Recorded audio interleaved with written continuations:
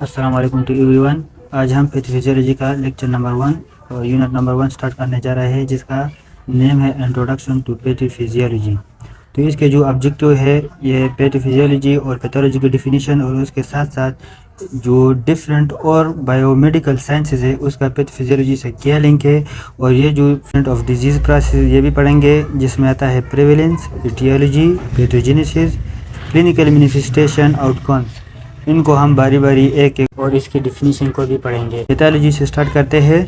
Pathology ये एक ancient Greek word है जिसका मतलब होता है, जिसका मीनिंग है एक्सपीरियंस और सफरिंग, और लॉजी का मतलब होता है study. The science of cause and effect of disease, specially the branch of medicine that deals with the laboratory examination of samples of the body tissue for diagnostic और forensic purpose. तो simply इस पूरे sentence का मतलब ये है कि disease की काजेज और उसके इफेक्ट को स्टडी करने को हम क्या कहते हैं, पैथोलॉजी।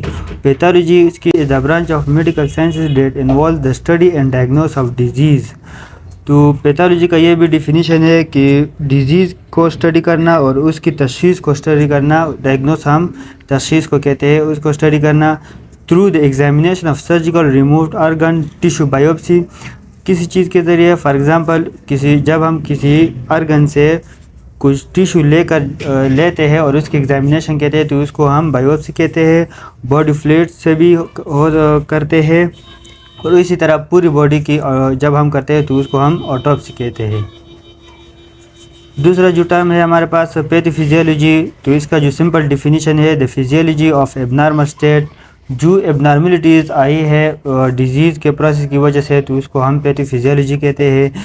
या derange function in the individual और an organ due to the disease, मतलब डिजीज़ की वजह से उसके जो नॉर्मल फंक्शन है उसमें डिअरेंज आई है, तो उसको भी हम पैथोफिजियोलॉजी कहते हैं। For example, pathophysiological alteration in a change in function is distinguished from a structural defect, the study of change in the normal physiology of the body. तो सिंपल वही डिफिनीशन जो दोबारा आई हुई है, ये the study of normal physiology of body. जो normal physiology disease की वजह से जो नॉर्मल फिजियोलॉजी में चेंजेस आए हैं उसको हम पैथोफिजियोलॉजी कहते हैं। Differentiate among pathophysiology and the other biomedical sciences, discuss the basic concept of disease and its development। इस सेंटेंस का मतलब ये है कि जो और बायोमेडिकल जो साइंसेस है, जो फील्ड है, उसका पैथोफिजियोलॉजी से क्या लिंक है। तो इसमें सबसे पहले आता है बायोलॉजी। तो biology pathological process begin frequently in the cell. सबसे पहले हमें सेल्यूलर लेवल पर जो नॉर्मल फंक्शन होते हैं हमें पता होना चाहिए, तो ताकि जब भी अल्ट्रेशन आ जाती है सेल्यूलर लेवल पर तो हमें पता होना चाहिए कि ये उसका नॉर्मल फंक्शन क्या है और अब इसका एबनॉर्मल फंक्शन क्या है। तो इसीलिए हमें बायोलॉजी के ऊपर भी पूरा का पूरा अबूर होना चाहिए कि बायोलॉजी किसे कहते हैं। इसके बाद किसी टिश्यू या ऑर्गन का उसका हमें पूरा एनाटॉमी पता होना चाहिए और उसकी हिस्टोलॉजी भी पता होना चाहिए। हिस्टोलॉजी हम तो study of tissue is called histology. उसके बाद biochemistry, biochemical process are change under pathological condition. Body के अंदर जो बायोकेमिकल चेंजेस आए हैं, बायोफिजिक्स में हम किसी सेल की या टिश्यू की या ऑर्गन की उसकी नॉर्मल स्ट्रक्चर और फंक्शन देखते हैं और उसकी साइज़ और शेप को देखते हैं।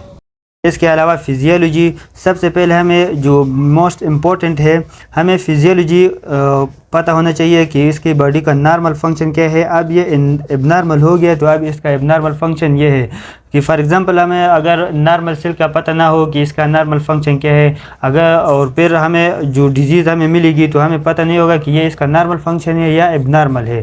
तो इसलिए हमें फिजियोलॉजी के ऊपर भी अबूर होना चाहिए। दूसरा जो हमारे पास टर्म आता है pathological anatomy. To understand the micro and macro structure changes occur under pathological condition help to understand function changes। इसके बाद जो पैथोलॉजिकल एनाटॉमी, इसका मतलब ये है कि हमें जो डिजीज़ की वजह से माइक्रो और मैक्रो स्ट्रक्चर चेंजेस आए हैं, मतलब किसी डिजीज़ की वजह से जो चेंजेस आए हैं उसको भी अंडरस्टैंड करना, इसको हम पैथोलॉजिकल एनाटॉमी कहते हैं। इसके बाद हमारे पास आता है माइक्रोबायोलॉजी एंड इम्यूनोलॉजी। माइक्रोबायोलॉजी का मतलब ये है कि हमें माइक्रो ऑर्गेनिज्म के बारे में भी इल्म होना चाहिए, और इम्यूनोलॉजी मतलब जो हमारे बॉडी का इम्यून सिस्टम है, जैसे टी सेल हो गए, बी सेल हो गए, उसके बारे में भी इल्म होना चाहिए कि इसके डिजीज़ के डेवलपमेंट में क्या रोल है। इसके अलावा फार्माकोलॉजी हम इसके देखिए कि फॉर एग्जांपल अगर किसी की बॉडी में अल्ट्रेशन आया हुआ है तो हम डॉक्टर जो है सबसे पहले ये देखता है कि कौन से सेल में अल्ट्रेशन आया है, और उसी सेल के मुताबिक वो ड्रग देता है पेशेंट को और उसको ट्रीट करता है। इसके बाद आ जाता है ह्यूमनिस्टिक सब्जेक्ट। ह्यूमनिस्टिक सब्जेक्ट जैसे कि साइकोलॉजी हो गया, एथिक्स हो गया, सोशियोलॉजी, एंथ्रोपोलॉजी। तो हमें इन सब्जेक्ट का भी पता होना चाहिए। जैसे कि फॉर एग्जांपल बस डिजीज़ ऐसे होते हैं कि वो साइकेट्रिक होते हैं, वो फार्माकोलॉजी से ट्रीट नहीं होते, तो इसीलिए उसको साइकोट्रिक के बारे में भी इल्म होना चाहिए कि साइकोलॉजी की प्रॉब्लम के बारे में भी पता होना चाहिए कि ताकि वो डिफ्रेंशिएट करे कि साइकोलॉजिकल प्रॉब्लम कौन से है, और जो बॉडी के अंदर जो नॉर्मल फंक्शन में अल्ट्रेशन आ जाता है तो वो प्रॉब्लम कौन से है। जो टर्म होते हैं डिजीज़ के डेवलपमेंट में, उसमें जो सबसे पहले नंबर पर आता है उसके नाम है प्रेवलेंस। हम उसके कहते हैं pre existing case in the population. तो उसको हम कहते हैं कि एक पॉपुलेशन में ऑलरेडी एग्जिस्टिंग जो केसेस है उसको हम प्रेवलेंस कहते हैं। जो दूसरा है हमारे पास etiology, the study about the cause of disease its origin. तो सिंपल इसका मतलब ये है कि डिजीज़ की काज को, फॉर एग्जांपल ये डिजीज़ किस वजह से काज हुई है, इसको हम एटियोलॉजी कहते हैं। Pathogenesis, the origination and development of a disease, कि ये डिजीज़ इस फॉर एग्जांपल ये बैक्टीरिया की वजह से हुई है तो उसको हम एटियोलॉजी कहेंगे। और ये डिजीज़ कैसे डेवलप करेगी इसके बॉडी में, और कैसे डेवलप कर रही है इसके बॉडी में, और इसके बॉडी के ऊपर क्या इफेक्ट है, तो इसको हम पैथोजेनेसिस कहते हैं। क्लिनिकल मैनिफेस्टेशन, इसको हम साइन एंड सिम्टम्स भी कहते हैं कि इस डिजीज़ की वजह से इसके बॉडी में क्या साइन एंड सिम्टम्स अपीयर हुए हैं जो हमें दिखाई देते हैं या हमें पेशेंट बताता है, तो इसको हम क्लिनिकल मैनिफेस्टेशन कहते हैं। और आउटकम में जो स्पेसिफिक रिजल्ट और effect that can be measure, जो इसका रिजल्ट है वो क्या है। आउटकम का मतलब यह है कि आपने किसी डिजीज़ को, उसकी पैथोलॉजी भी आपने जान लिया है, एटियोलॉजी भी, सब कुछ आपने उसकी ट्रीटमेंट की है। उस ट्रीटमेंट के बाद जो रिज़ल्ट आपके पास आता है तो उसको हम आउटकम कहते हैं। जैसे कि फॉर एग्जांपल आपने किसी को पेन किलर दिए, या उसकी पेन किलर की वजह से उसका पेन कम हुआ या नहीं हुआ, उसका जो ट्यूमर का साइज़ है वो कम हुआ है या नहीं, या और डिजीज़ में इम्प्रूवमेंट आई है या उसमें ख़राबी ज़्यादा आ रही है, तो इसको भी हम आउटकम कहते हैं। Thank you for listening.